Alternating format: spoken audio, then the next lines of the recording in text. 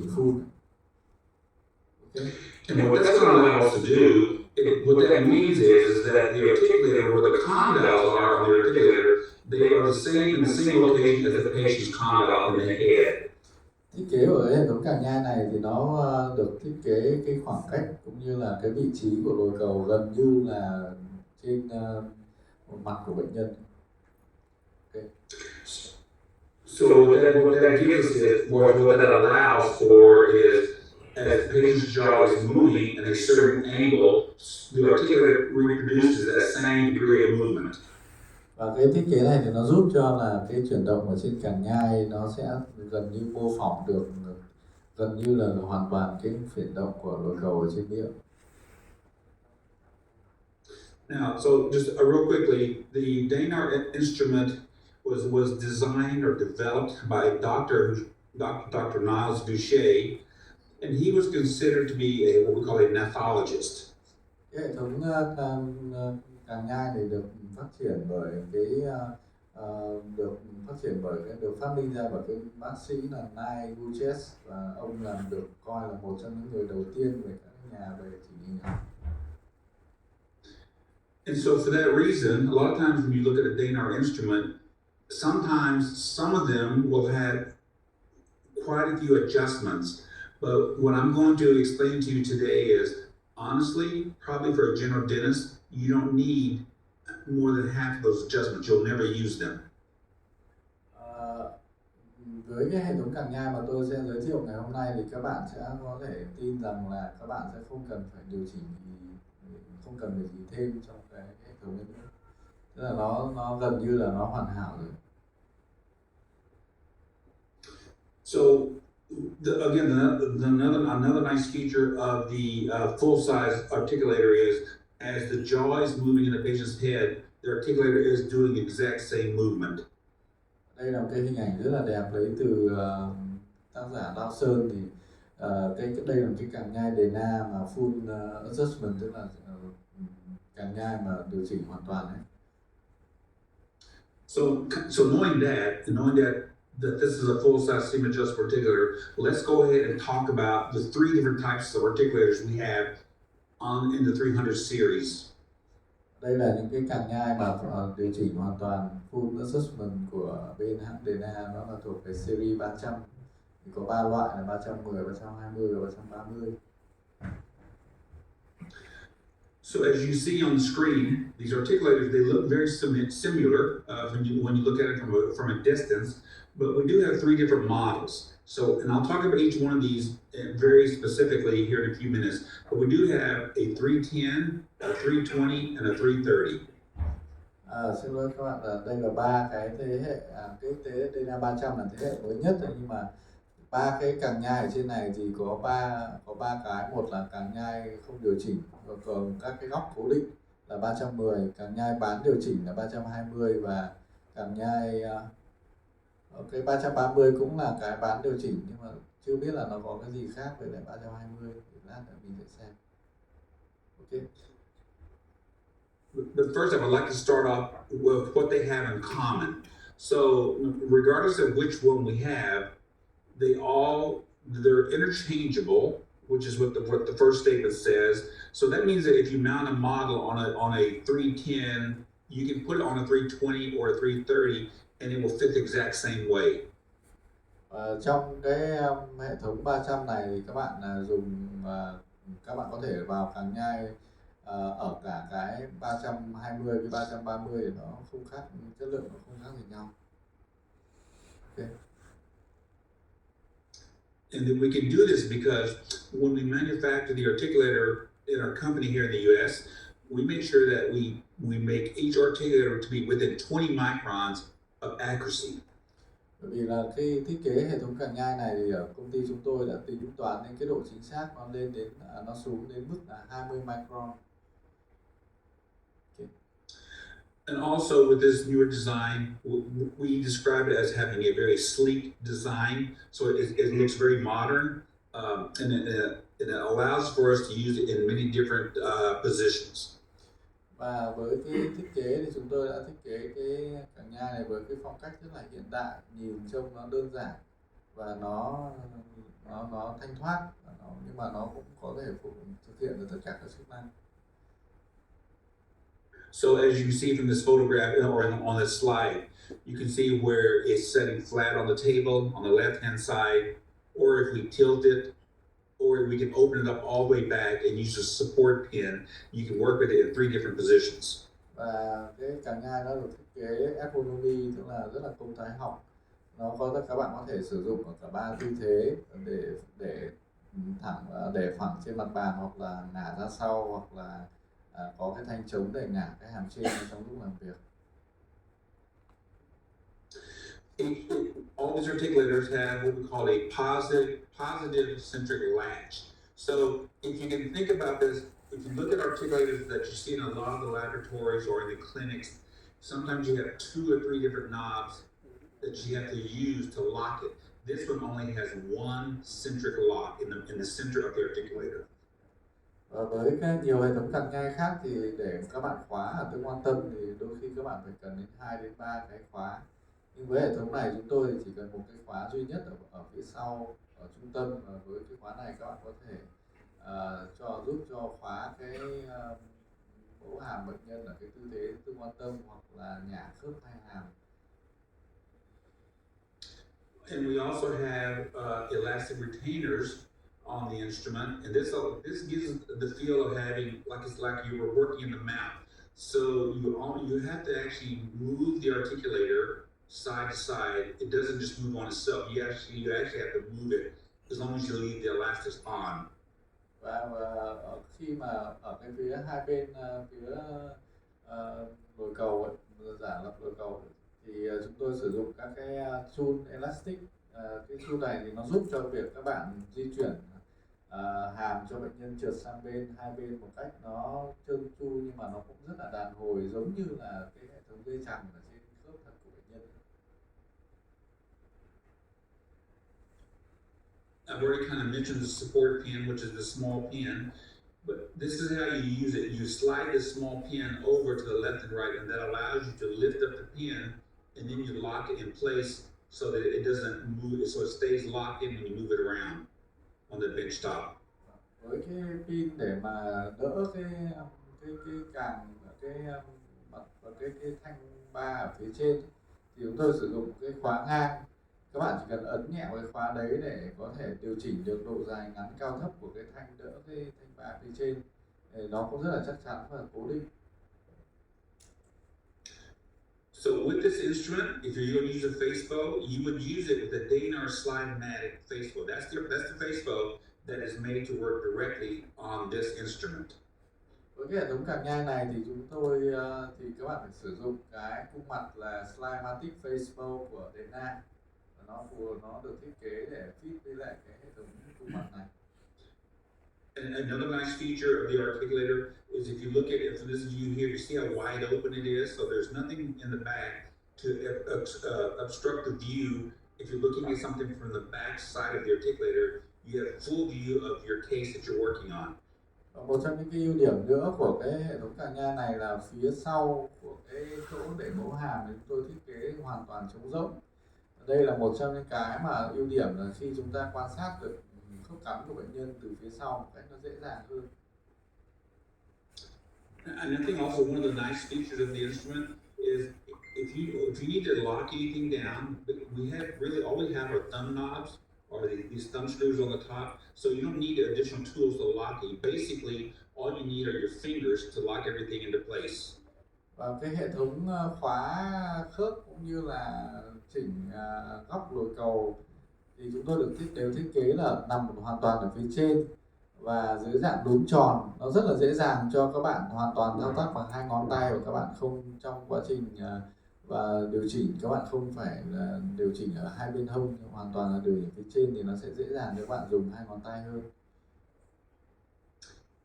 The articulator has what we call an anodized finish. So it's just, you see this kind of coating, or how it looks here on the top.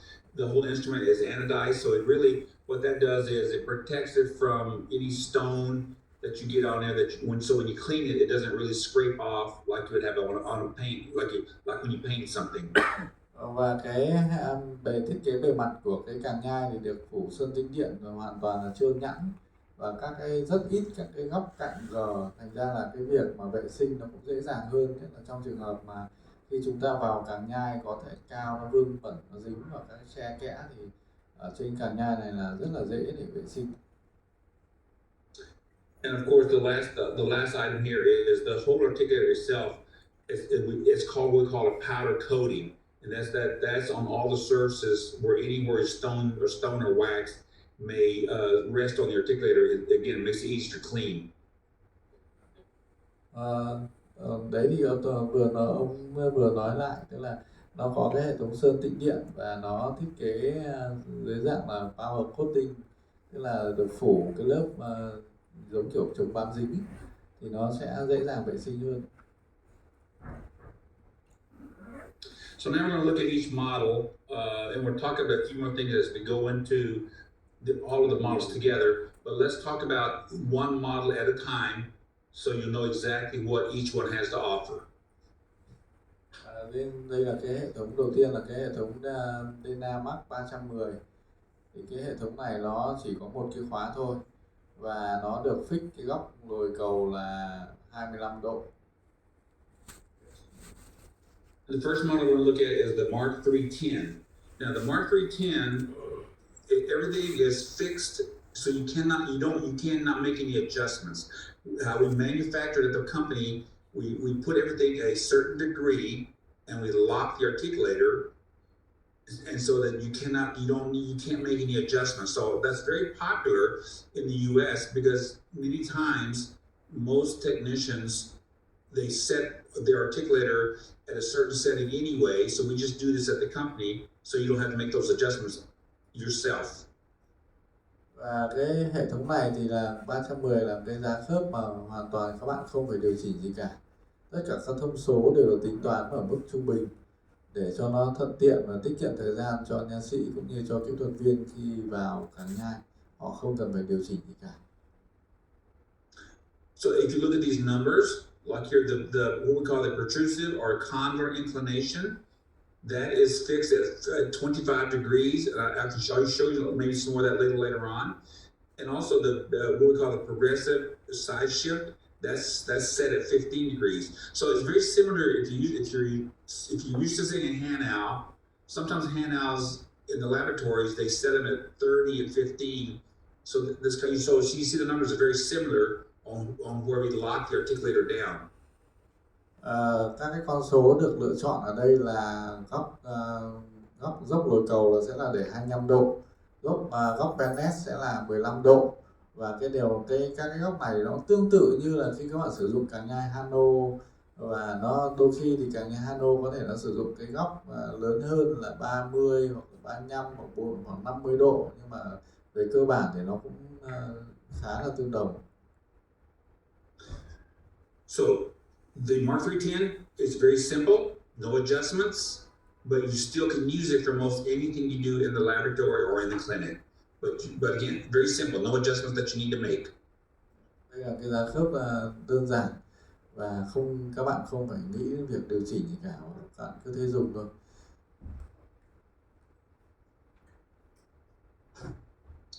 We've already talked about this, so I'm not going to spend any time. I've already told you that you can tilt it back and you can work with it in this position. So that's just showing you again another picture of it.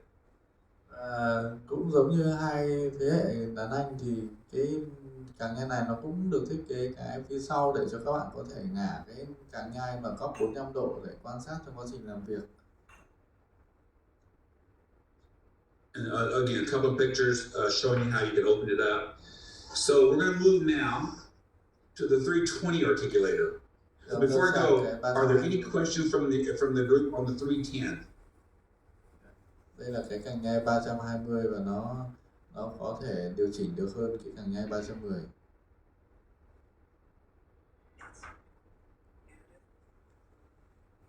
Okay.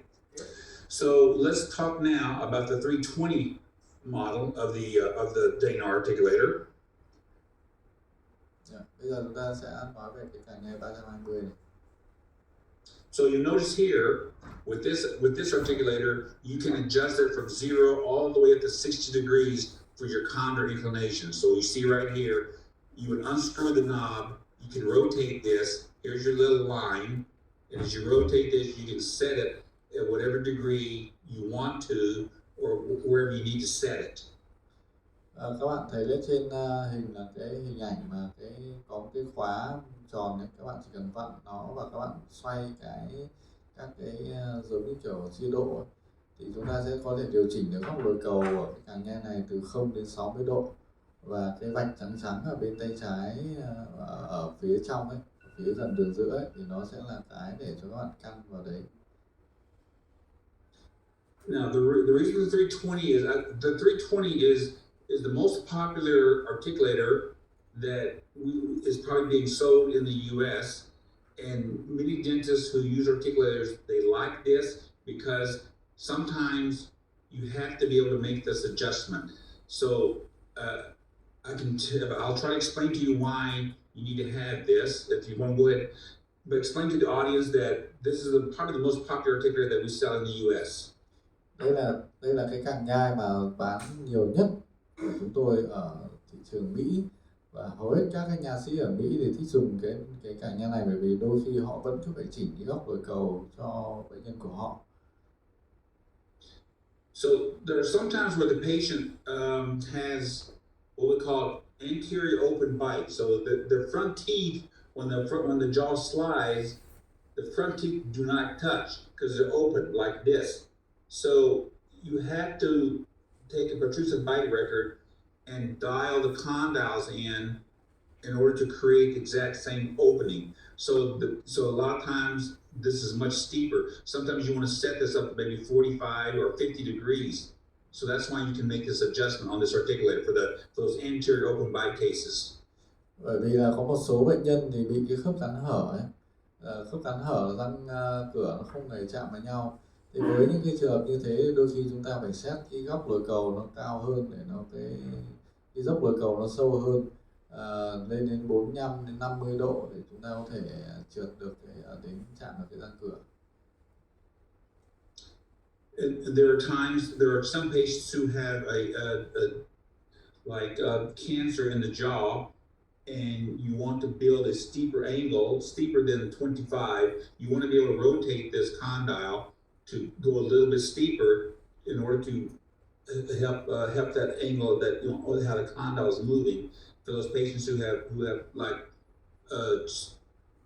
jaw or bone problems in the head. Một số bệnh nhân thì có vấn đề ở trên bệnh lý về xương hoặc là trên đầu ấy, thì chúng ta có thể chỉnh cái góc lồi cầu nó xuống nhỏ hơn, để đông hơn, để cho nó trượt nó dễ dàng hơn. Okay. The 320, now the bended angle, and sometimes you may know this as a bended side shift, or you may know it as a progressive side shift, but really it's called a bended angle, and that's already preset. You cannot adjust this, and it's set at 15 degrees, as you see here. This kind of degree is already built into the articulator, so you cannot adjust this one. Ở cái càng nhai 320 này thì nó không chỉnh được góc Bennett, và góc Bennett ở đây được thiết kế cố định là 15 độ.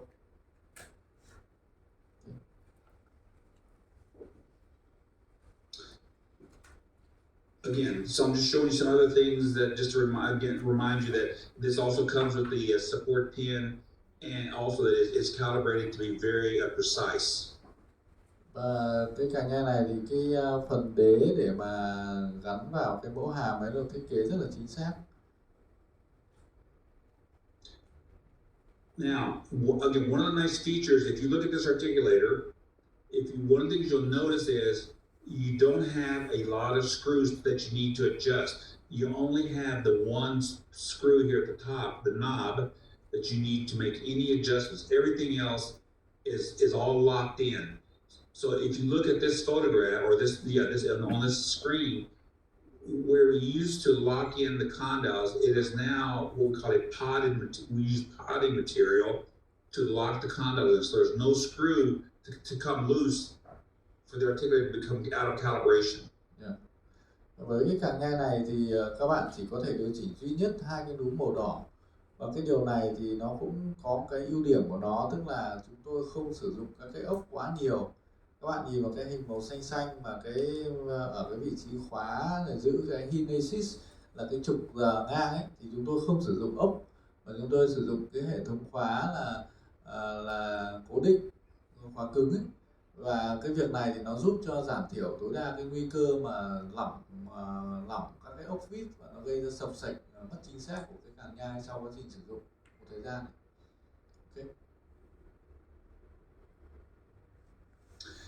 Okay, before I move on, are there any questions about the 320? Các bạn ông ấy hỏi là có câu hỏi gì cho cái càng nhai 320 này không? Thì các bạn cứ nghĩ câu hỏi thì xong lát các bạn báo cáo xong thì các bạn hỏi thì tôi sẽ dịch. Okay, we will ask after you finish all the presentation. Okay. Okay, I barely can hear you. We'll wait to field questions okay. after you're done with the presentation. Okay, Or very good. All right. And also, John, I apologize for my screen, but sometimes my computer makes everything turn blue. I don't know why. Yeah, it looks like you're in a black light club. You're in a disco. It is late. No, but for some reason the screen turns blue, and I don't want to mess up my presentation by trying to go out and log back in. All right, so now we're going to move to the 330. Bây giờ chúng ta sang cái hệ thống càng nhai mà 330 cao cấp nhất. So as you see on this screen here, the 330, you have the ability to adjust everything. So everything is adjustable. Your condor inclination, just like in the 320, you can adjust it. Your progressive side shift, which is right here, you can adjust that as well. It's no longer fixed. You can go from 0 to 15. And this also has immediate side shift on this, which you see right here, located on this part of the articulator. So this articulator has 3 adjustments that you can have. Cái càng nhai 330 này thì nó có 3 cái thông số để chúng ta có thể điều chỉnh. Một là cái góc lồi cầu từ 0 đến 60 độ. Hai là góc bendnet là 0 đến 15 độ. Và thứ ba là cái góc, cái khoảng dịch chuyển tức thì của lồi cầu là từ 0 đến 2 mm. Thì cái càng nhai này nó vẫn thua cái càng nhai, nó vẫn không được gọi là full adjustment là vì nó vẫn thiếu một cái thông số nữa, đấy là cái điều chỉnh khoảng cách của hai cái lồi cầu. Thế là nó vẫn chỉ là semi thôi. Mặc dù thế là nó có đủ 3 cái thông số cơ bản. Ok. So I've already explained why to some reasons why you want to have this to be adjustable, and there are some cases where yes, you will probably need to make this adjustment.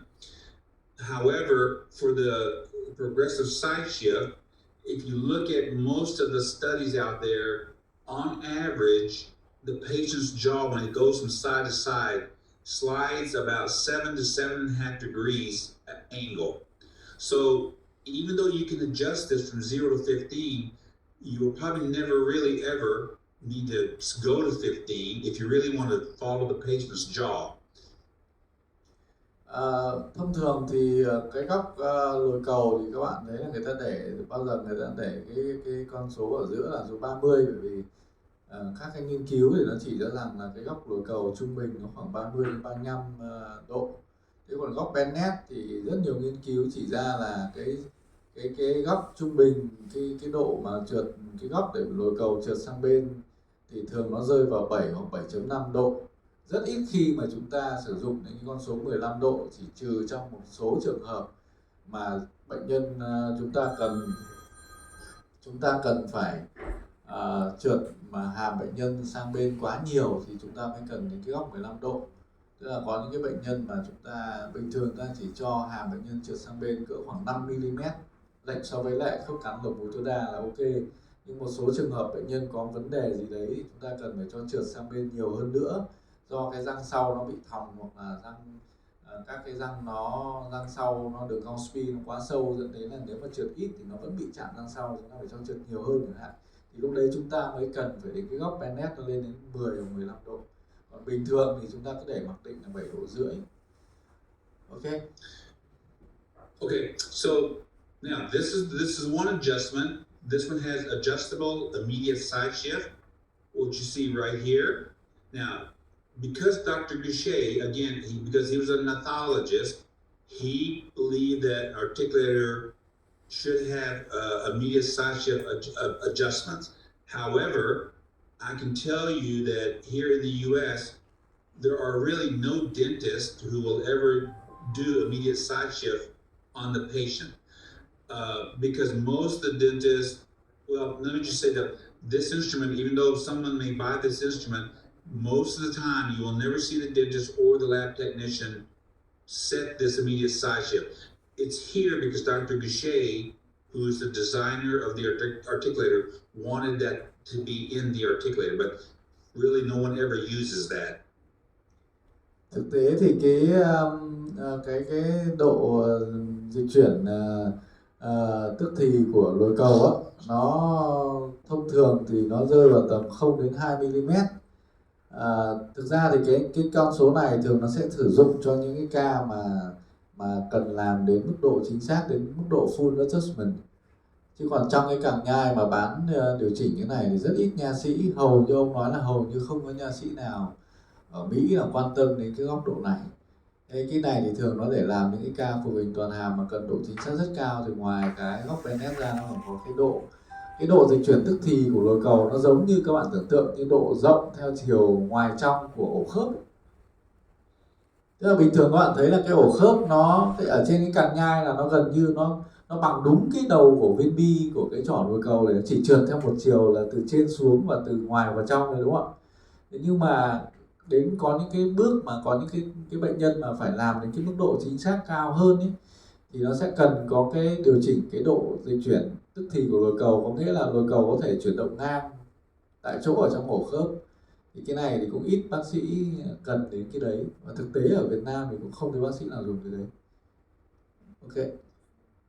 So in order to use immediate side shift, again, most of the patients that you see that come into the office, they have healthy jaw, they have healthy joints. You know, where the condyle is seated in the joint, those are usually healthy, and so there is no side shift that goes on because again they're healthy on most, probably 99% of the patients. But there are maybe 3 times when you may have to set immediate side shift. And so the first time is if you're talking to the patient and the patient says that when they were very young, maybe they had accident on a bicycle or a motorcycle and they hit their head and they damaged the bones, then there may be some side shift. The second time is the patient may have a disease inside the jaw, inside the joint. And because it wears away the bone, there may be some shifting that goes on. And the third time is the patient may just spend all their life grinding and moving the jaw around that they could have worn away some of the ligaments. Now, so if you see that, then yes, you would need to program the articulator. But again, most of the time, 99% of your patients are healthy and you don't need to set immediate side shift. Ok, tức là ông ấy nói có 3 cái trường hợp mà còn phải điều chỉnh cái góc immediate side shift này. Một là trong trường hợp bệnh nhân có tiền sử chấn thương khớp ấy.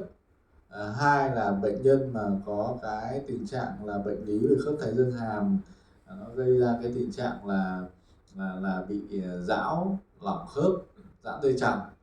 Và trường hợp thứ 3 là bệnh nhân có cái nghiến răng nặng, thì thường những bệnh nhân có nghiến răng thì thường nó sẽ gây ra cái tình trạng là chật đĩa khớp hoặc là giãn dây chằng, hoặc là làm cho cái di lệch sang ngang của lồi cầu nó nhiều hơn người bình thường. Còn 99% bệnh nhân là khỏe mạnh, với cái khớp thái dương hàm khỏe mạnh thì cái góc này các bạn không cần phải điều chỉnh.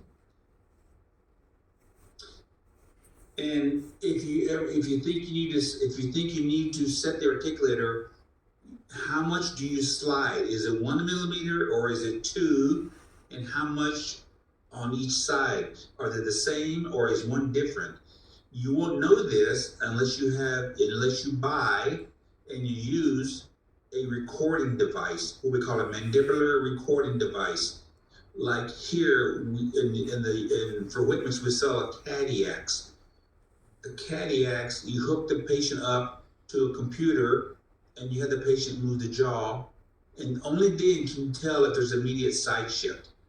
Other than if you don't have this machine, there's no way to know how to set the instrument. So if you buy an articulator with immediate side shift, you almost have to buy, or you should have, a Cadillacs, so you know how much immediate side shift to set. Và để mà đo được cái immediate side shift này thì chúng ta cần phải có thêm một cái bộ thiết bị đo cái chuyển động của lồi cầu. Và cái này thì thường là khá phức tạp, và ở bên hệ thống của Whitmic thì họ có cái bộ gọi là cardiac. Cardiac này thì nó sẽ làm cái bộ ghi chuyển động lồi cầu điện tử. Đó, khi các bạn mà cho bệnh nhân gắn cái thiết bị vào và di chuyển thì nó sẽ kết nối với máy tính và nó sẽ hiện lên trên màn hình máy tính các cái góc lồi cầu bên nét cũng như là cái immediate side shift này. Thì nếu mà các bạn muốn mua cái càng nhai để dùng cái thông số này thì các bạn phải mua thêm cái bộ kia. Đúng là như thế ạ.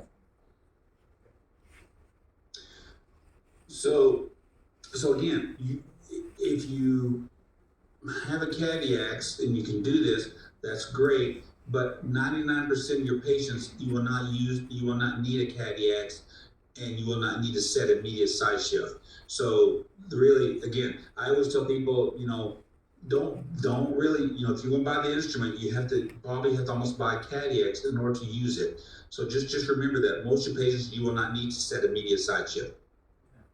Thì các bạn nhớ rằng là trước khi đầu tư thì các bạn cũng phải cân nhắc, bởi vì 99% chúng ta không dùng được cái con số này, cho nên là việc đầu tư thêm một cái bộ cardiac kia thì các bạn phải cân đối cái câu chuyện là hiệu quả trong sử dụng. So it's the same thing. It has a support pin. It's also very accurate. The other nice feature of the Articulator is that you can only use magnet system on it. You don't have a screw tap mounting plate. So because the mounting is actually built into the frame like you see in the photograph. Và với cái hệ thống của DNA 300 này thì chúng tôi sử dụng cái kết nối với cái đế để để mounting mẫu hàm là hoàn toàn sử dụng về 5 chân. Các bạn sẽ không phải vặn vít, không phải kết nối bằng vít, nó đỡ tiết kiệm thời gian và nó thuận tiện hơn trong thao tác. Okay, so that's just a real quick rundown of the 300 series.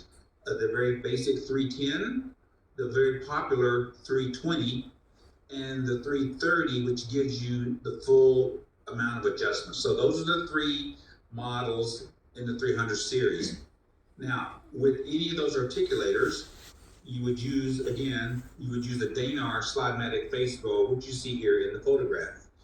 Và để sử dụng được để vào được càng nhai cái hệ thống 300 thì các bạn có thể sử dụng cái cung mặt là tên là Slide-Matic. Ở cái cung mặt này các bạn có thể vào trong cả ba cái hệ thống là từ 310, 320 đến 330. Okay. So what I would like to do is, as in another evening at another time, is to spend another whole session only talking about the face bow.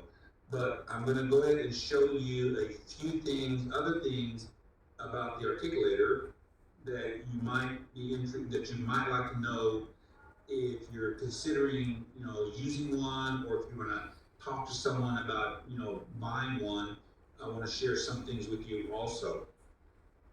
Thực ra là ban đầu thì công ty Bảo Châu có đặt hàng chúng tôi là thuyết trình về chỉ có cái cung mặt Slide-Matic này thôi, nhưng mà tôi đã cân nhắc và tôi nghĩ là cần phải giới thiệu qua về giá khớp trước khi giới thiệu về cung mặt. Đấy là lý do mà bây giờ tôi mới nói về cái phần cung mặt này.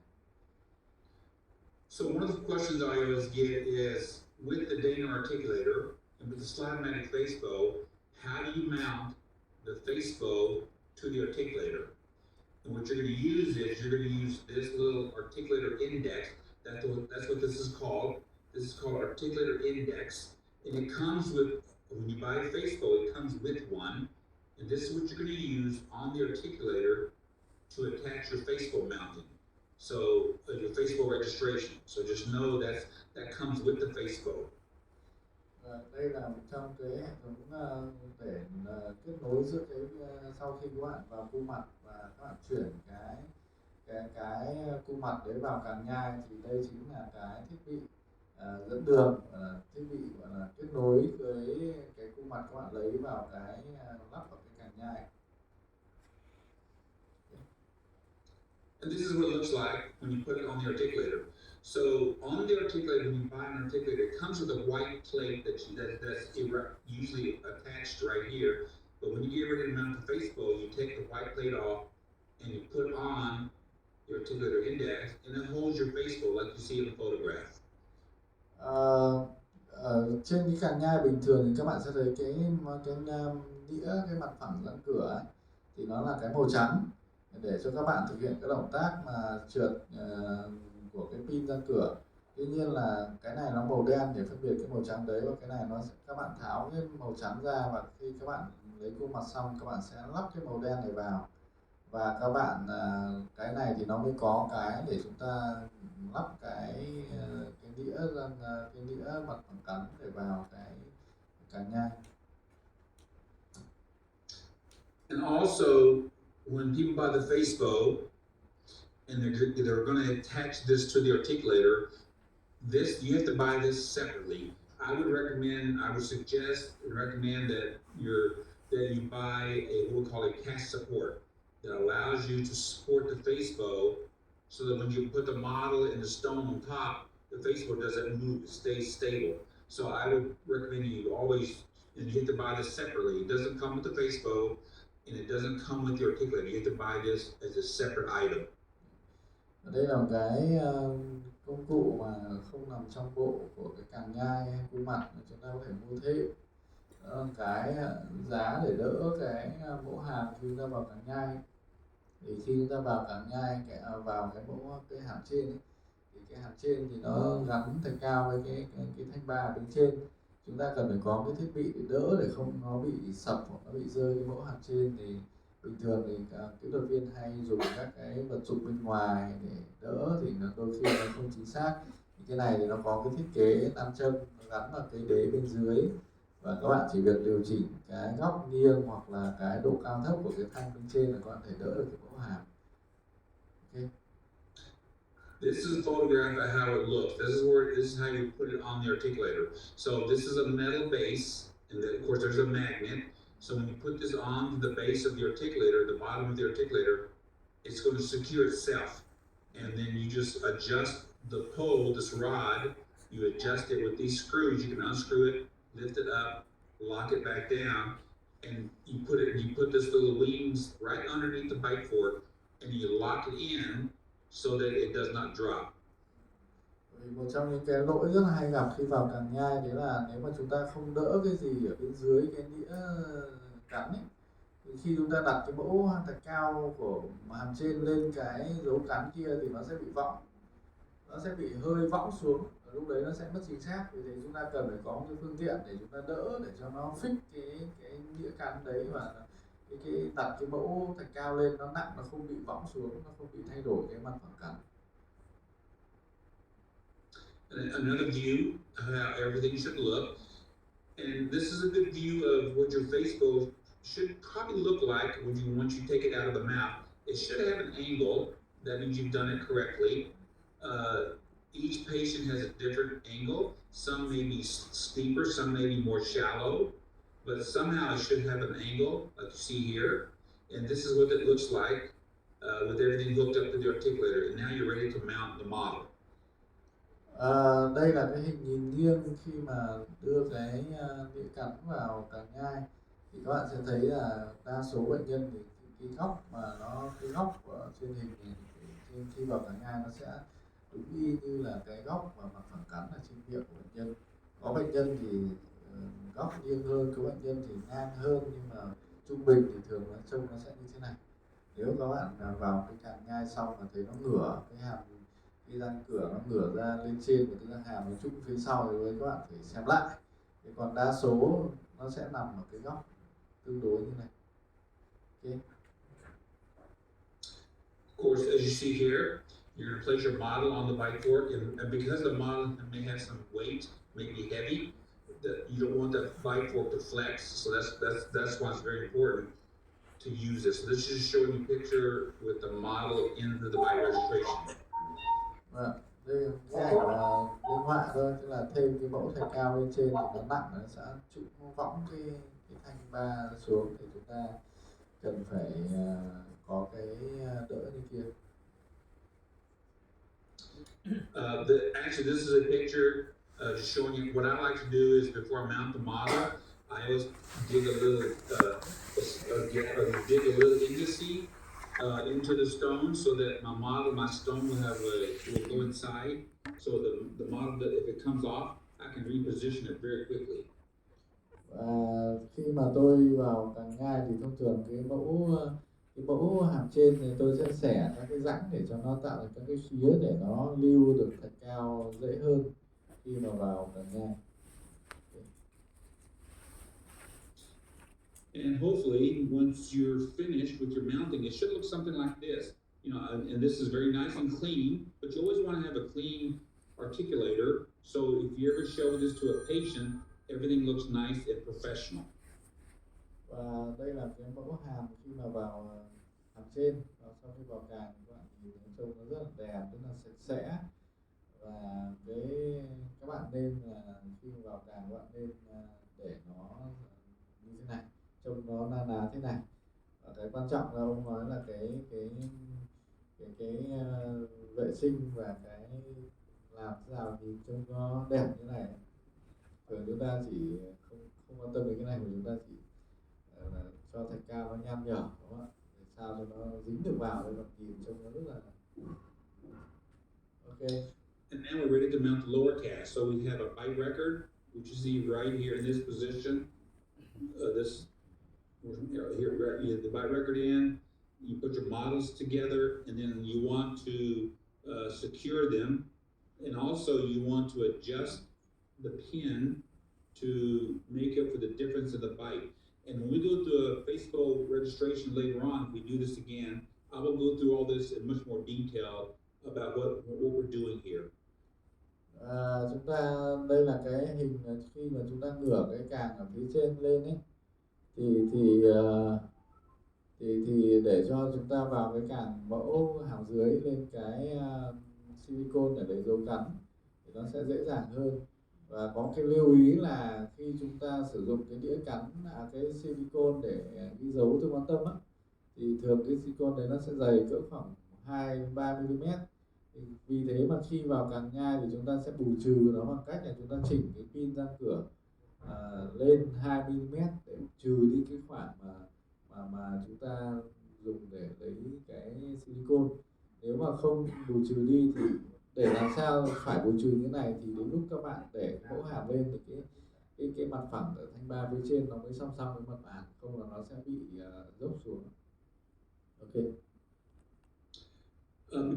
Because these are stone models, and when you put a wet mounting stone on the model, you want to make sure that this is damp. Otherwise, the wet stone, if you put it on a dry model, it will not stick properly. It'll dry up too fast where the two stones touch. So I always wet the stone, the base of the stone, so get it damp. So when I add my mounting stone to it, it'll stick together.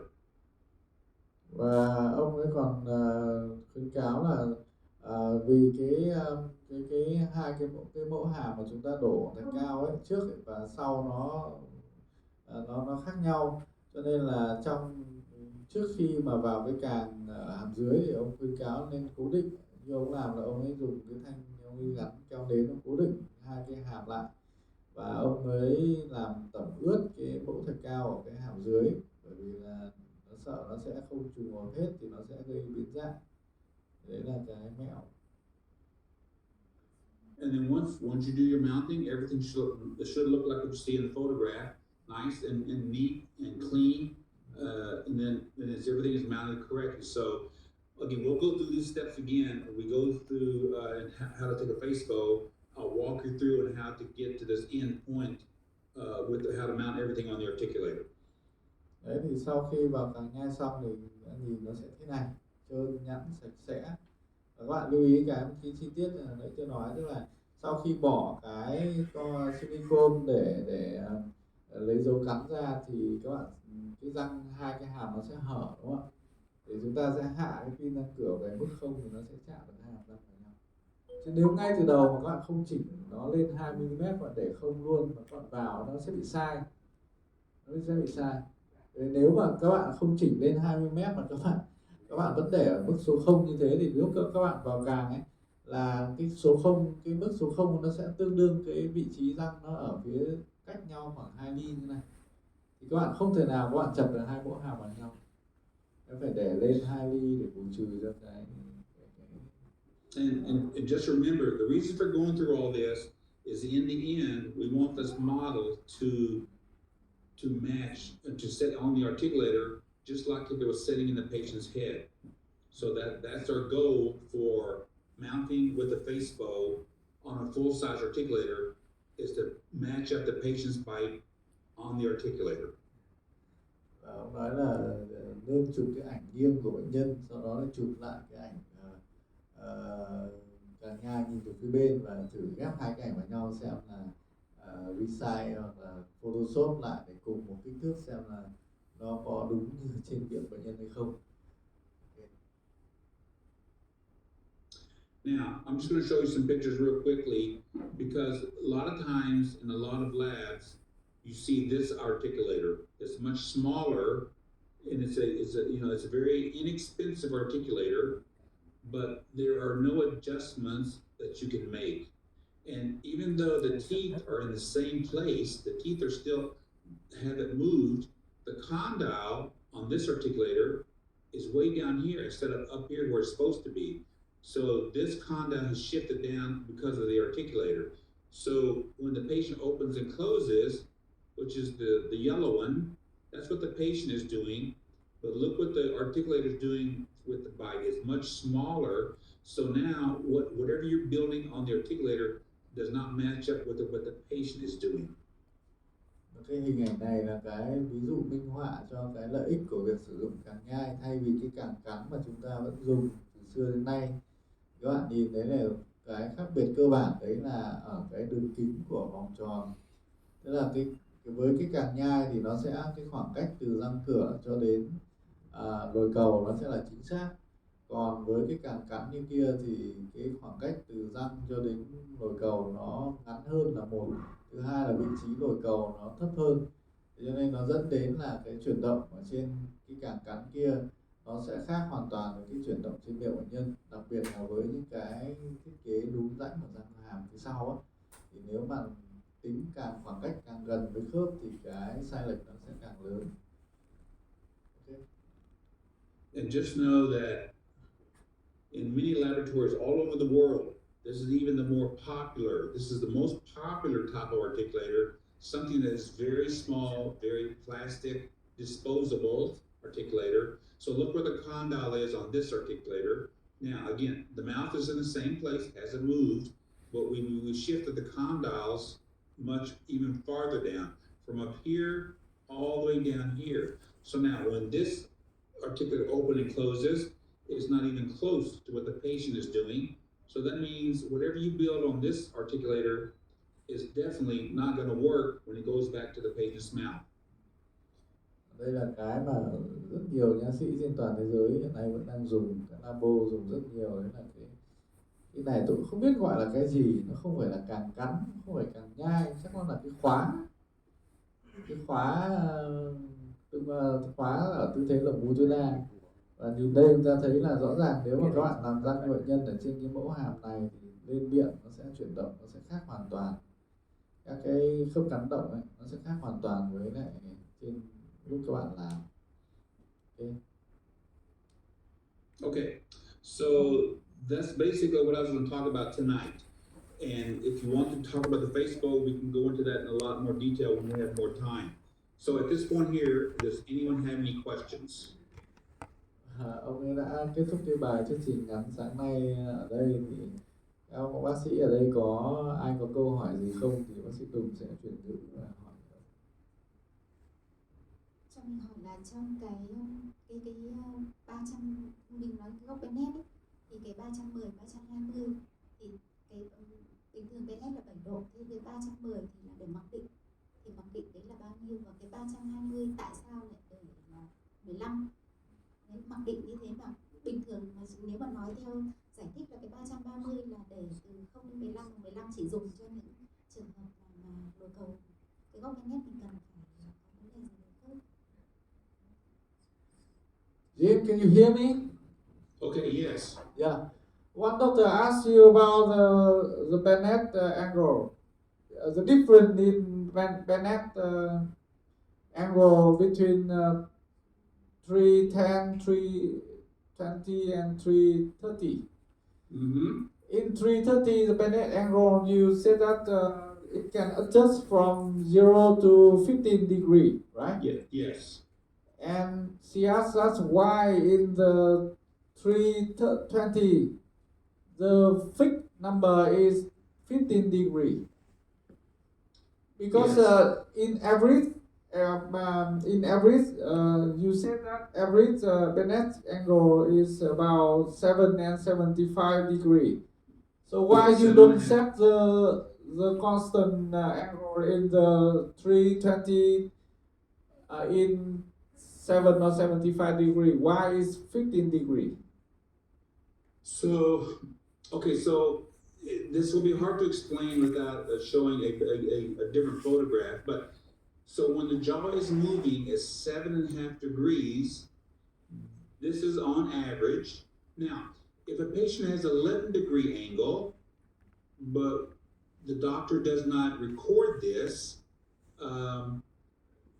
then what we want to do is, let's say the patient is 7 degrees or 7.5 degrees, but we don't know this because the doctor did not give us a record, then we build it at 15 or much wider. So what we build on the articulator, when we go into left and lateral movement, we're building it to be much wider so that we don't have any interferences on the occlusal surface, because we're going much wider than the patient. So when we go back to what we make on the articulator is 15, we're swinging much wider. But when you go into the patient's head, if they're really at 7 or maybe 11, they're sliding much smaller. But so we're making sure there's no interferences. Okay, got it. And another, what about the 310? How many degree for Bennett? 15. 15. 15 degrees.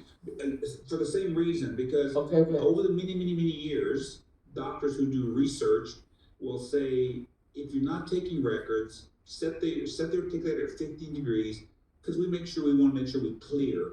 But if you want to be more accurate, you look at other studies. Some studies will say, really, the patient probably starts out at 7.5 degrees. But if we don't know this, we give the lab technician a lot more room for the sliding to take place, so when we come back to the patient, no interferences. Thì ông ấy giải thích là ở trên cái 310 thì cũng là 15. Tại vì là cái giới hạn là từ 0 đến 15 thì phải làm. No, I'm sorry. Wants Jim to talk about the third point of reference a little bit. Okay. Slide map. Okay. Vẫn còn one more slide. Yes. Okay. Thế thì sẽ giải very fast, tức là giới hạn là 0,15 thì làm cái cố định, tức là không điều chỉnh thì phải làm đến cái giới hạn rộng nhất. Không có nhớ thằng 7, thằng 8, thằng 10, nếu mà làm ở 7 thì cái thằng mà trượt 8, 10 nó không trượt được. Đâu làm gì vậy? Okay. Jim, Yes. we were asked if you could talk just very briefly about the third point of reference using the slide Matic. Okay. If you can squeeze that in a little bit. Well, yeah. I wonder if I should pull up that. Well, so I don't know how many were here last evening or yesterday morning. So the third point of reference for the slide Matic for that face bow is 43 millimeters from the incisal edge of the lateral, the tooth, the lateral tooth on the top. And you know what? If I have time, let me see if I can find that photo, that presentation that just talks about that. Okay, John? Yes, the one you showed yesterday on that. Well, actually, I'm going to go to the slide Matic one because that would probably that was be the one that I want to show. So I'm going to go ahead and get out of this one since I think we're finished with this one. And let me go ahead and just, since we have a time, I don't mind, I'll go look for that presentation. Because for me to try to explain it, it's going to be hard, it's going to be difficult without showing it. Let me see if I can find it real quick. Các bạn chờ tí thì ông ấy sẽ nói thêm một cái bài ngắn nữa về cách sử dụng cung mặt. Okay. Bởi vì là thực tế thì trong quá trình sử dụng càng nhai thì các bác sĩ không hỏi nhiều mà chủ yếu là các bác sĩ thắc mắc về cái quá trình lấy cung mặt, và sa số thường xuất hiện khi mà các bác sĩ lấy cung mặt. Cái này là cái mà hay gặp nhất. Thế là công ty cũng đã order riêng, ông sẽ báo cáo riêng cho nhóm bác sĩ chúng ta ngày hôm nay. Chứ còn đây không phải là cái Zoom toàn cầu mà chỉ Zoom phục vụ cho buổi của chúng ta ngày hôm nay.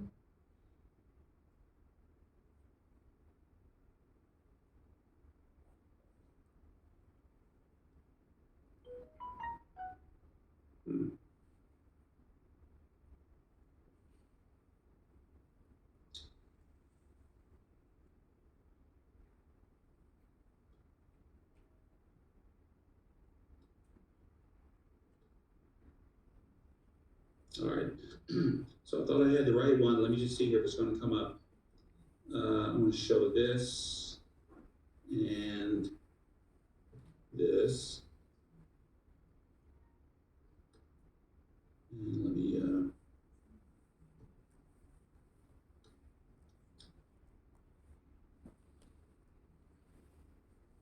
all right.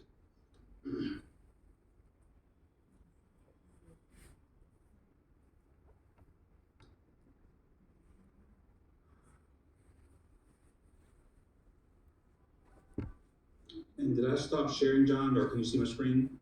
I don't see it yet. Maybe you're not sure. Okay. All right, let me go back into share. Yeah, you're still allowed to share. Okay. Pick the right one is always the trouble. All right. Yeah, my presentation is skipping around here, so I gotta go find out where I left off here. Where is it? Okay, stay right there.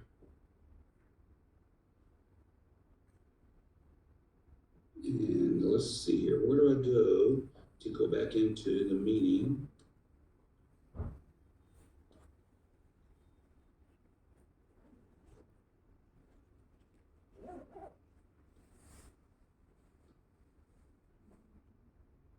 I lost my ability to find that Zoom or the share screen. Where would it be here? It should be at the bottom, in the center. It might. Yeah, I see the video thing. Oh, hold on. Let me see. I'm going too fast. A little green screen. Okay. That you should toggle over and then you'll have. Here we go. All right. Now let me go find. Here it is. Okay, share screen, and let me go to this. Now I'm only going to show actually just how the third point of reference, how we find it. That's fine. Yeah. So, but let me go ahead and explain that for the slide Matic face bow, the third point of reference is captured by using this little device, which comes with the face bow. Now I'll let him explain that. Trong cái hệ thống vào cung mặt của hãng Whitmill, cụ thể là cái hệ thống càng nhai DNA 300 thì các bác sĩ đã từng mua ấy, mọi người sẽ thấy là nó sẽ không dùng cung mặt giống như các hãng khác. Ví dụ các hãng mà trước đây, sorry, I will interrupt you a little bit because you jump up immediately to this one, so I need to explain a little bit before. Các cái càng nhai của các cái hãng khác, ví dụ chúng ta quen dùng cái càng nhai của Brazil, BioArt hay các khác thì thường các bạn sẽ thấy là nó có cái nó gắn vào mũi, đúng không?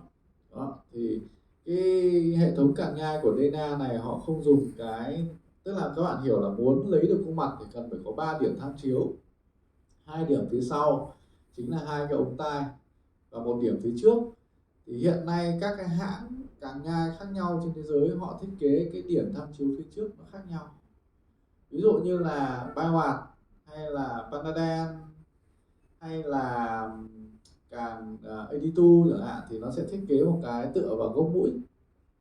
Đó. Thế còn riêng hãng Dana thì họ không sử dụng cái điểm tựa là vào gốc mũi vì nó khá là khó chịu cho bệnh nhân, khá đau. Họ sử dụng một cái điểm tham chiếu là tính từ rìa cắn răng cửa số 2 hàm trên. Đó, sẽ đo lên 43 mm và các bạn đánh dấu ở trên mặt bệnh nhân một cái điểm. Thì sau đấy khi các bạn vào càng nhai thì các bạn sẽ có một cái thanh gạt các bạn chạm vào đó thì nó sẽ lấy đấy là một cái mặt phẳng tham chiếu, và đây chính là cái thước mà đi kèm theo cái bộ lấy khuôn mặt của DNA. Thì cái thước này các bạn cứ đo từ cái rìa cắn răng cửa bên hàm trên lên 43 mm, đó các bạn mắc vào mặt ngoài má của cái rãnh, và đến lúc vào càng các bạn sẽ sử dụng cái điểm đó để làm mặt phẳng, làm cái điểm tham chiếu ở phía trước. Thì đây là tôi xin giới thiệu một tí, ông ấy nhảy một phát vào đây nên sợ mọi người không hiểu đây là cái gì. Ok Jim.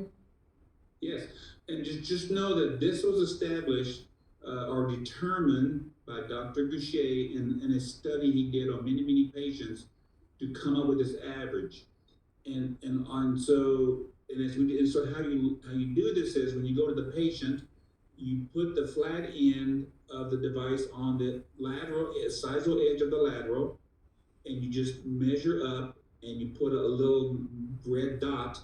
If you don't see anything there to use as a landmark, you can just make a small red mark, and that is your third point of reference right here. Now, if the patient has a long face, you can adjust that dot, maybe a millimeter or two if they have a very long face. But so this was an average position for his third point of reference. Đây là hình ảnh minh họa cho cách dùng cái thước. Cái thước là cái con số 43 mm này là do cái ông Nin Goucher lúc nãy ông ấy phát minh ra càng nhai DNA.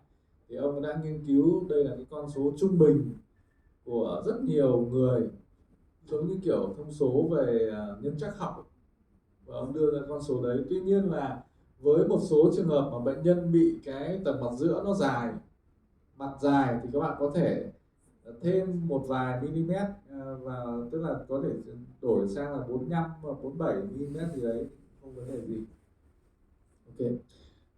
So let's say that you're using your slide Matic and you go to, and this picture is showing the third point of reference on the patient's right side.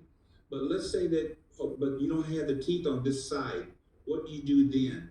Well, if they have teeth on the opposite side, you can use this side as well and just put your mark here. Because on the slide Matic Facebo, you can move that pointer onto either side. So if there are no teeth, move your pointer to the other side and make your mark off of this side where they have teeth. Trong trường hợp mà bệnh nhân mất răng hai, không có răng hai làm nào, thì chúng ta dùng cái răng hai bên đối diện, chúng ta đánh dấu một điểm ở bên trái, nhưng mà cái càng nhai nó chỉ thiết kế cái thanh ở bên phải. Chúng ta sẽ dùng cái gióng sang bên này và chấm cái điểm ngang với cái mức ở bên trái. Chúng ta dùng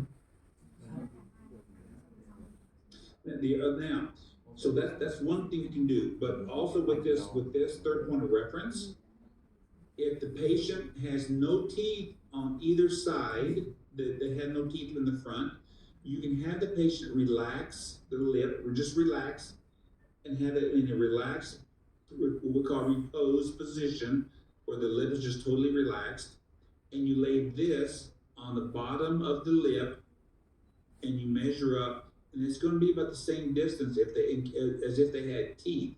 So that's the other way you can use your 4-3 millimeters. Trong trường hợp bệnh nhân mất hết răng cửa thì làm nào?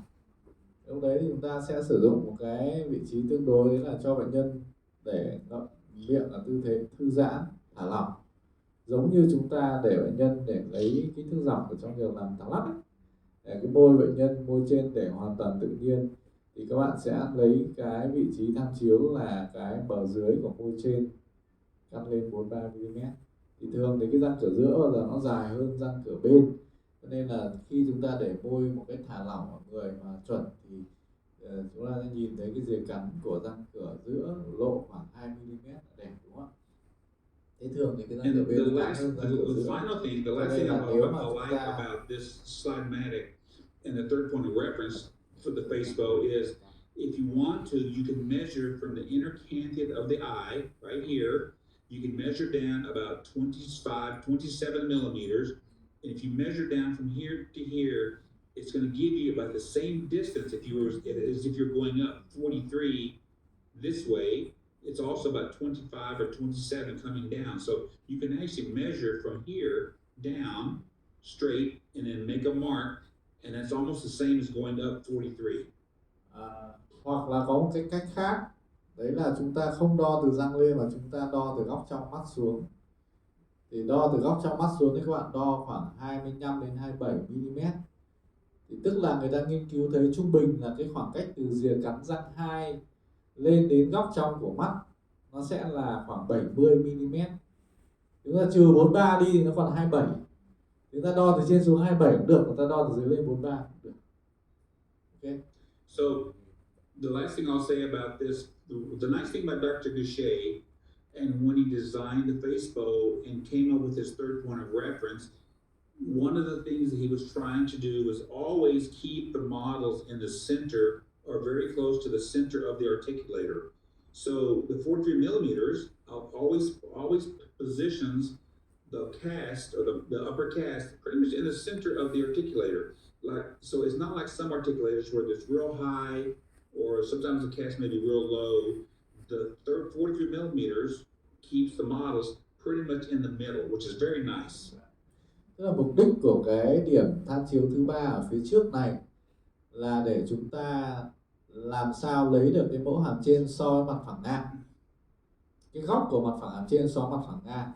Thế thì nếu chúng ta sử dụng những cái tham chiếu ở phía trên cao này, ở gốc mũi, đúng không ạ? Thì có những bệnh nhân mặt người ta dài, thì sau khi vào càng nhai là cái thạch cao phía trên nó cứ dài ngoằng, đúng không ạ? Tại vì các bạn sử dụng mặt phẳng tham chiếu ở phía trên này, thì đến lúc vào càng nhai là cái thạch cao nó rất là dài, tức là cái mẫu hàm nó nằm tít xuống dưới. Và cái việc mà lý do ông giải thích, có lẽ ông không nói là giải thích, tôi hiểu là nếu mà dùng, tại sao Whitmix lại sử dụng cái điểm tham chiếu là cái mốc 43, là vì nó là cái con số trung bình, và nếu gióng từ tai ra thì cứ ra đến đấy là nó sẽ gần như song song, nó lại thêm bớt một tí. Thế thì việc lấy cái mốc tham chiếu này nó sẽ làm cho cái mẫu hàm khi vào cằm nhai nó luôn luôn nằm ở khoảng giữa, nó không bị quá cao, không bị quá thấp. Ngoài cái việc là ảnh hưởng đến thẩm mỹ ra ấy, tức là thẩm mỹ khi vào cằm nhai thì một cái họ tính toán rất là khoa học là gì, là cái thạch cao, cái lượng thạch cao mà các bạn đổ nếu mà nó quá nhiều khi vào mẫu ấy, nó sẽ giãn nở, nó càng nhiều thì độ giãn nở nó càng nhiều và nó sẽ mất đi cái chính xác. Nên là cái việc mà lấy mặt phẳng tham chiếu lựa chọn cái mốc này là có ý đồ, chứ không phải là họ thích thì họ làm. Ok. All right. I hope that answered the question. Yeah. Any other questions? No. I actually explained a little bit for the audience here about the reason you use number 43. You hear me? Okay, say that again. I explained a little bit in Vietnamese about the number 43. Why okay, good. Why you choose this number? Because Yes. you want to the cast already in the middle of the articulator when you mounting it. So it is look better, and another important reason is amount of plastic you put in is not too high. So Correct. we can prevent the destruction Yes. of the plastic. That's correct. Very good, yes. Okay, so can you show a little bit about the slide Matic face bow? Do you have any slide? Because most of audience here, they some of them bought the Dina system, but some of them haven't yet. So can you show a little bit feature, a little bit, a little bit image of Matic's Facebook? I can, yeah, I mean, yes, I can go ahead and go through a little bit of this with you. I can get it to open up. It's slow. Đây cái hình ảnh của cái cung mặt thì như tôi đã nói rồi là mỗi một hãng nó khác nhau. Đấy là lý do tại sao các bác sĩ cứ thắc mắc là tại sao không dùng được cung mặt của hãng này cho hãng kia, mua càng nhai của ông này xong mua càng nhai ông kia, xong rồi lại cứ mỗi càng nhai lại phải mua cái cung mặt, là bởi vì mỗi thằng nó chọn một cái mặt phẳng tham chiếu khác nhau. Thì cái này nó lựa chọn cái giải pháp này thì nó lại đỡ được cái công là bệnh nhân rất là than phiền khi mà bị ấn vào đây xong rồi hai cái kẹp vào tai. Dùng cái hệ thống đấy bệnh nhân khó chịu thì bây giờ nó giảm tiện đi, nó sẽ dùng cái mặt phẳng tham chiếu là cái điểm đó, cộng thêm với bonus thêm cho một cái nước thủy ngân ở bên trên cái bubble. Mặt phẳng tham chiếu nó có tên. All right, so let me go through Nó this. gọi là third reference point. Okay, so I'll try to go through this. Some very quickly, but I don't want to go too fast because I want you to be able to explain it. But this is what the Facebook looks like. We've kind of already seen that picture. Đây là cái hình ảnh của cái Facebook. And so what I always tell people is, when you get ready to take a Facebook, put everything out that you need to take the Facebook. So you're not looking for it. It's in your office. So you should lay everything out and get ready to take a Facebook. Đây là cái tất cả các cái phương tiện, công cụ để hỗ trợ khi bạn lấy cung mặt. And what you want to do also is before the patient sits down is go ahead and attach this vertical rod, this thing you see here in the picture. Go ahead and attach this to the face of before your patient comes in. Chúng ta sẽ đưa cái cung mặt vào cái vị trí lock là cái khóa bên trên để khóa chặt nó vào lại. Thế còn sau đó chúng ta sẽ điều chỉnh các cái ốc là phía dưới. Okay. And you see how you're looking at this Facebook, you're looking at it from the front to the back. When you look at it, if this is attached correctly, you should be able to see the 2 and the 1, just like you see right here in this picture. You want to be able to see the bite fork assembly, just like you see here. That means it's on correctly. Khi chúng ta đặt cái cung mặt để vào miệng bệnh nhân ấy, thì chúng ta sẽ nhìn nó giống như trên hình này. Tức là thời đầu tiên khi mà bác sĩ Tùng mới dùng cung mặt là nhân viên cũng hay bị cái lỗi đấy là các bạn xoay ngược. Tức là cái số 2 nó nằm ở bên phải, cái số 1. Cái chi tiết này là rất ít bác sĩ để ý, tức là bởi vì cái kia nó xoay được nhưng mà đến lúc vào càng là không vào được. Nên là các bạn nhớ là cái hình này là chuẩn, tức là cái số 2 nó luôn nếu mà nhìn như này thì nó nằm ở bên trái cái số 1. Okay. And you want to make sure that this knob here and this knob are loose. This has to be loose so it slides up and down. So don't lock it yet. Just keep it loose so it moves up and down, and this slides back and forth. Tức là cái hai cái khóa số 1 và số 2 thì luôn luôn là phải để lỏng trước khi mà các bạn cho vào. And once you do that, the next thing you want to do is explain to the patient what you're going to do, so then they know ahead of time what's going to be going on. You're going to put something on their head. It's going to be a little bit noisy. They may feel some tightness when you're turning it. I would say explain that all first, so you're not talking to them while you're doing this, because it takes too much longer. It takes too long if you do it that way. Ở Mỹ thì nó còn thêm một cái bước nữa là trước khi làm thì phải giải thích cho bệnh nhân. Không có thì những cái cảm giác khó chịu của bệnh nhân khi mà kẹp cái cung mặt vào tai rồi các cái mà mình cho vào miệng, mình vặn ốc vặn điếc, thì đôi khi nếu không giải thích sẽ làm cho bệnh nhân nó hoảng sợ và nó không phối hợp, giật mình, nó sẽ làm sai lệch kết quả.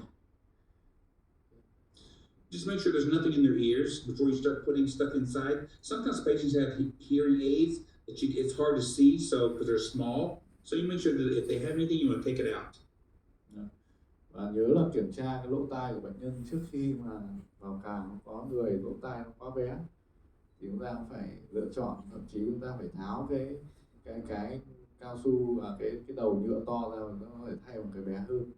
Thậm chí có những trường hợp là phải cho silicone vào, giống như lấy dấu để làm tai máy trợ thính. thì nó mới vừa, không cái đầu to không ấn được vào, bệnh nhân rất đau. Okay. And then once you do that, then you're ready to, again, what we talked about already, you're ready to get your third point of reference. Vâng, và đây sẽ là cái điểm số 3, điểm tham chiếu số 3.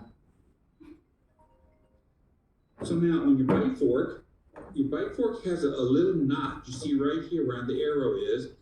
That means that this is the top of the bite fork. This is the top side. So you always want to be able to see the notch, knowing that you have the bite fork in the right position. And then you want to apply your bite registration material on top of the bite fork. Một trong những cái lỗi rất là sơ đẳng nữa đấy là đôi khi chúng ta làm vội, là không biết mặt nào là mặt trên, mặt nào là mặt dưới, vì hai mặt nó đều giống nhau. Thế thì chúng ta phải có một cái bước xác định cái mặt để apply cái vật liệu ghi dấu. Đấy là cái mặt mà các bạn phải nhìn thấy ba cái nốt tròn tròn khắc lõm ở trên này. This notch also is used, not only tells you that this is the top, but this notch is also what you use to center this in the patient's head. So in the middle line of the teeth, you want that notch to be right in the middle of the teeth, unless the teeth are off center. If the teeth is lined up at the face, you can put the notch right in the center of the teeth. Ngoài cái việc là đánh dấu là mặt nào, mặt trên, mặt dưới, thì cái lỗ ở giữa nó còn có tác dụng là giúp chúng ta căn cái đường giữa của bệnh nhân. Căn đường giữa là các bạn lưu ý là căn đường giữa mặt chứ không phải đường giữa răng. Nhiều bệnh nhân cái đường giữa hai răng cửa nó lệch, thành ra các bạn phải căn cái chấm giữa theo cái đường giữa không mặt. And then when you position the bite fork in the head, you just need to lift it up until it touches the registration material. You don't need to push it so high that the material gets all over the teeth. Just push it up high enough to capture the cuss tips. Và một cái lưu ý khi mà chúng ta ghi dấu để lấy gắn cái đĩa cắn lên răng bệnh nhân ấy, chúng ta chỉ cần không nên để ấn quá mạnh để cho vật liệu nó lún quá sâu vào răng bệnh nhân. Để chỉ cần lưu lại vị trí các cái đỉnh đúm răng thôi. Okay. If you have too much material, I would take the bite fork out of the mouth so that you can unlock it if it's too tight around the teeth, and then trim away the extra material. So all you want to see are cuss tips. So if it's too much material, just use a sharp blade and cut this back. Đó là với những trường hợp mà chúng ta dùng cái silicone cứng để chúng ta ghi dấu lưu cái đĩa cắn trên miệng bệnh nhân ấy, thì đôi khi nó sẽ bị quá thừa cái silicone và nó sẽ chui vào kẽ, thì chúng ta cần phải có cái dao nó gọt bớt đi để làm sao cho cái đĩa nó phẳng, để chỉ để cái ghi dấu vị trí các cái đỉnh đúm thôi. Còn nếu mà để mà cái gờ phía trong các bạn nhìn cái gờ phía hàm ếch ở bên trái này, cái vật liệu lấy dấu nó dành lên cao quá, tức là nó chui cả vào kẽ răng và cổ răng, thì lúc các bạn đưa cái này vào trong miệng để lấy cung mặt, nó sẽ không vào được cái kẽ răng đấy, dẫn đến là cái hàm nó bập bênh. Vì thế mà trong cái bộ đồ lúc đầu ông giới thiệu để lấy cung mặt, tại sao lại phải có con dao gì như thế. Okay, and once you finish that, then you go ahead and put it back in the mouth. And what I like to do is I like to take cotton roll, place it in the under the bite fork, so now it supports the bite fork, and I don't have to hold it. Và khi mà cho bệnh nhân cắn trở lại cái đĩa đó, thì trong lúc chờ mình thao tác để mình làm các cái chuẩn bị để đưa cung mặt vào, chúng ta có thể cho bệnh nhân cắn một cái bông như này, hai cái bông hai bên, để tự bệnh nhân răng dưới nó sẽ giữ cái đĩa cắn, để chúng ta không phải mất nhân công trong cái việc giữ. And then you're ready to start sliding the face bow onto the put into the ears. So you want to start the toggle onto the stem of the bite fork first. Once the toggle goes onto the stem of the bite fork stem slides in, then you can rotate the ear bow over, hand it to the patient, and let them put it in the ears. Khi mà vào cung mặt thì chúng ta sẽ lắp cái bite fork là cái đĩa cắn ấy vào cái cung mặt trước, sau đó thì khóa đấy lại, và lúc đấy chúng ta sẽ đưa hai cái càng vào tai bệnh nhân. Okay. Once you slide it on and it goes into the ears, you want to lock the center knob right here. You just turn it until it's nice and tight. Okay. Khi mà đã đưa được vào tai bệnh nhân rồi, chúng ta sẽ có cái khóa để khóa vị trí của hai cái elbow hai bên ấy. Then you want to rotate. Now this is locked. You want to rotate this, not so much that it's touching the skin, but very close until this lines up with the red dot. So sometimes the face bow will be sitting low, and once you turn this around and get it close to the skin, go ahead and lock the knob. And sometimes you have to raise this up. So that's why this is still loose. You want to raise it up until this marker comes real close to the dot, and then once it gets there, then you want to tighten the number one. Tức là cho đến thời điểm này thì hai cái khóa 1 và khóa 2 chúng ta vẫn hoàn toàn thả lỏng.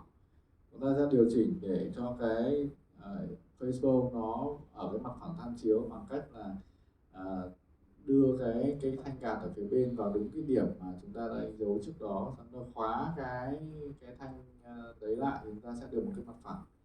Và khi đấy thì chúng ta mới bắt đầu tính đến chuyện là khóa các khóa số 1, số 2. Okay. So when you tighten the number one, that positions the face bow vertically in this position. So now our next job is to position it horizontally.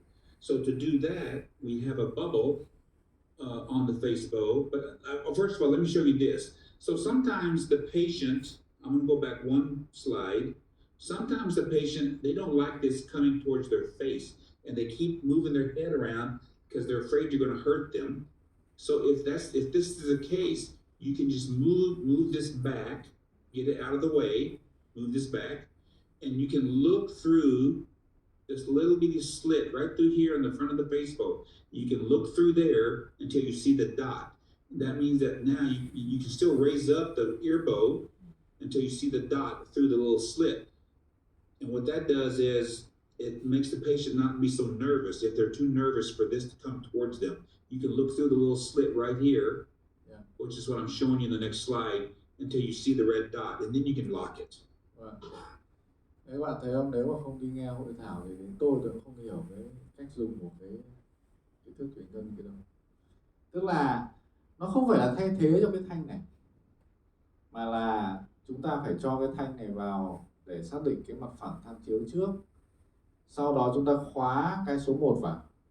Khi chúng ta khóa cái số 1 vào có nghĩa là ta fix cái từ khoảng cách từ mặt phẳng cắn cho đến cái mặt phẳng tham chiếu là chúng ta fix lại đã. Còn lại bây giờ là cái khóa số 2 là cái khóa mà sẽ điều chỉnh cho cái mặt phẳng cắn nó canting sang hai bên như nào đó. Thế thì đến bước này chúng ta, bệnh nhân mà khó chịu vì cái kia nó có thể chọc vào da, người ta khó chịu, thì lúc này chúng ta sau khi khóa số 1 rồi nhé, thì lúc đấy chúng ta mới được phép là thả cái thanh này ra. Và lúc đấy chúng ta sẽ căn chỉnh, theo dõi bệnh nhân bằng cách là nhìn xem là cái thước mà bong bóng kia nó có ở giữa hay không, thì nó sẽ thay cho cái việc là giữ cái này đây. Đấy. Trước đây là tôi cứ nghĩ là cho cái bong bóng ấy vào chỉ là thêm và để có thể hoàn toàn không cần dùng cái kia cũng được. Nhưng mà nếu mà chúng ta chỉ giữ cho nó không canting như này mà chúng ta không biết ở mặt phẳng tham chiếu ở đâu thì chúng ta cũng thất bại, đúng không? Thì cái bong bóng này nó không giúp cho chúng ta xác định là mặt phẳng tham chiếu là mặt phẳng nào. Nó chỉ giúp cho chúng ta xác định sau khi ta fix mặt phẳng tham chiếu rồi thì nó sẽ giúp cho cái hệ thống của chúng ta nó không bị canting sang hai bên thôi, đúng không? Ok, I got it. Okay, so as you see here, once you get this lined up, then again, you want to support the ear bow so it does not move around. You want to support it with your hands and then tighten the number one as you see in the picture. Khi mà vặn cái nút thì ông lưu ý là chúng ta vặn cái nút thì chúng ta vẫn cứ phải đỡ. Tức là lúc mà vặn nút là chúng ta phải đỡ cái tay và cái ear bow để cho nó không bị di lệch. Okay. And when you tighten number one, go ahead and move this out of the way so it's not touching the patient's face. Just loosen the knob, turn it, and then lock it back in so it does not it become too loose. Sau khi mà khóa được cái nút số 1 rồi, cái khóa số 1 rồi thì chúng ta mới được nhả cái mặt phẳng tham chiếu, cái thanh bên hông ra, và nhớ là phải khóa nó lại để nó không ngoe nguẩy, nó có thể chọc vào mắt bệnh nhân. Okay. So now we're ready to get the face bow horizontal with the eyes. So sometimes a lot of people, their eyes are not the same position. So you see here the eyes at center, but over here one eye is higher. So you either have to just look at the ear bow and use the patient's face and line it up where it's even with the eyes, or what we can do now is we have a bubble level that you can use to make it level with the horizon. Một trong cái lý do nữa để dùng cái bubble này là chúng ta thường dựa vào cái đường nối tưởng tượng, mặt phẳng tưởng tượng đi qua đồng tử hai mắt bệnh nhân, coi như đấy là cái mặt phẳng ngang, đúng không ạ? Nhưng nếu gặp phải mấy ông mà mắt cao mắt thấp như ông vừa rồi thì mà nhìn vào cái đấy mà chỉnh cái mặt phẳng của ear face bow nó nghiêng theo cái đường đấy thì toi.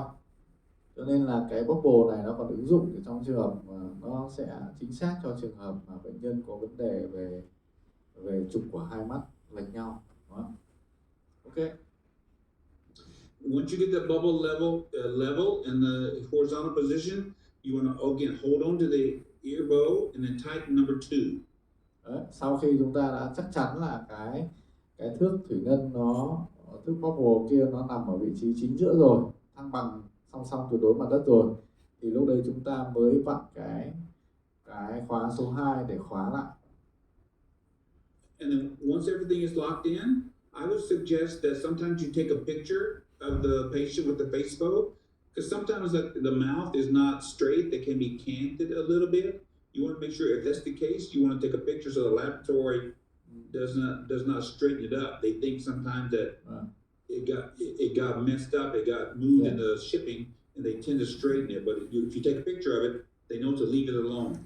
Với những trường hợp mà bệnh nhân có cái mặt phẳng cắm nó bị nghiêng thì thậm chí chúng ta vào càng xong chúng ta phải chụp lại, lấy khuôn mặt xong chúng ta phải giữ nguyên, nó chụp lại cái tư thế này để cho labo biết là bệnh nhân này nó bị nghiêng thật, chứ không có về lab này lên càng thấy mặt phẳng cắm bệnh nhân bị nghiêng nên là mấy ông lại sợ sai, ông lại bẻ nó lại cho nó thẳng.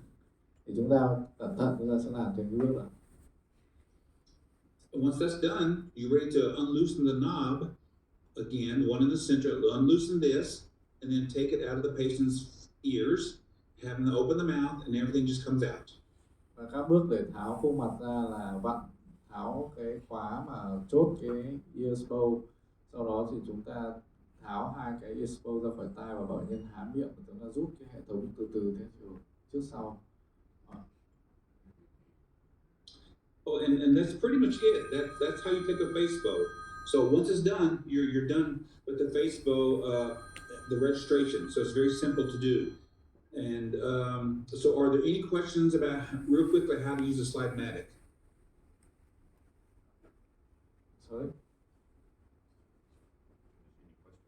Ok, có ai có câu hỏi gì cho cái khuôn mặt này không? Mời. Cho em hỏi là cái điểm thứ ba là cái điểm phía điểm mốc thứ ba ấy, thì mình sử dụng cái điểm dưới cái điểm bờ dưới của mắt về orbital có được không? Cái này thì anh trả lời luôn cho nhanh nhé. Dạ. Anh đã nói rồi là em sử dụng cái nào cũng được, nhưng mà hãng người ta dùng cái gì. Ví dụ cái càng nhai nó thiết kế là dùng cái điểm đó thì em phải dùng điểm đó. Còn em có thể dùng tham chiếu ở đây, có thể dùng các hãng khác tùy. Em phải bởi vì mình phải hiểu là khi mình tham chiếu bằng cái đấy thì người ta đã tính toán cái thanh ba ở phía trên ấy nó sẽ đúng vào cái mặt phẳng đấy. Đúng không ạ? Nếu mà em cũng là cái slide bow này, cũng là cái giá khớp đề na này, nhưng mà em phải dùng mặt phẳng tham chiếu là cái điểm dưới bờ dưới mắt, đúng không ạ? Thì đến lúc vào càng nhai thì nó lại không lấy tham chiếu đấy, thì rõ ràng là cái khoảng cách từ răng lên cái điểm đấy nó là cao hơn khoảng cách từ đến đây chẳng hạn. Thì đến lúc vào càng nhai em sẽ tưởng tượng là cái thanh ba phía trên nó sẽ là cái mặt phẳng đấy, trong khi nó thiết kế mặc định là cái thanh ba phía trên nó tương ứng cái điểm này. Thì lúc em mà lắp cái hàm trên vào cái càng nhai đấy nó sẽ bị thấp hơn so với lại thiết kế. Có nghĩa là mặt phẳng tham chiếu anh có thể dùng mặt phẳng nào cũng được, nhưng mà phải tùy theo cái hướng dẫn của hãng, bởi vì họ chọn mặt phẳng đấy để làm mặt phẳng tham chiếu để họ thiết kế cái càng nhai. Còn với hệ thống càng nhai khác thì em phải dùng cái mặt phẳng 5 chiếu khác, chứ không có đúng sai ở đây. Okay.